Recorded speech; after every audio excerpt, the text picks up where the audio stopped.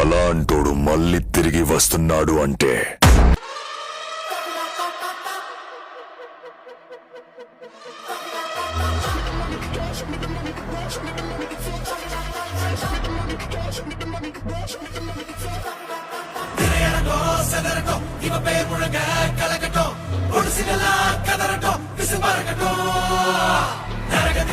தெரியட்டும் அந்த எவனுக்குமே புரியட்டும் உலகத்துக்கே கேட்கட்டும் செவி கிழியட்டும்